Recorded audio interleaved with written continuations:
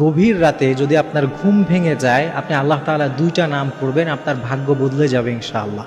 বিশেষ করে শেষ রাতের দিকে যদি আপনার ঘুম ভাঙে, কারণ হাদিসের মধ্যে সে নবীজি সাল্লাল্লাহু আলাইহি ওয়াসাল্লাম বলেছেন যে শেষ রাতে আল্লাহ তাআলা নাযালাল্লাহু তাবারাকা ওয়া তাআলা, আল্লাহ তাআলা নেমে আসেন ইলা সামাঈদ দুনিয়া, প্রথম আসমানে, মানে এই দুনিয়ার আসমানে আল্লাহ তাআলা নেমে আসেন এবং ডাকতে থাকেন তার বান্দাদেরকে যে কার কি সমস্যা, কে ঋণে আছো আমাকে বলো, আমি পরিশোধ করবো, কে বিপদে আছো আমাকে বলো, আমি উদ্ধার করবো। এইভাবে আল্লাহ তাআলা ডাকতে থাকেন।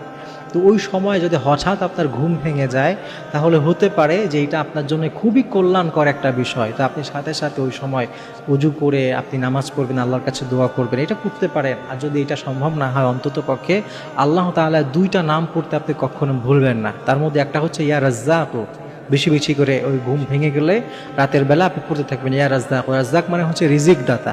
এরপরে পড়বেন যে ইয়া মুজিবু, মানে যিনি দোয়া কবুল করেন। তা আপনি এই দুইটা নাম যদি বেশি বেশি পড়তে পারেন, আপনার জীবনে যত রিজিক লাগবে, রিজিক মানে কিন্তু শুধু ভাত কাপড় না, রিজিক মানে সবটা, জীবনে যা দরকার সবটাই রিজিক।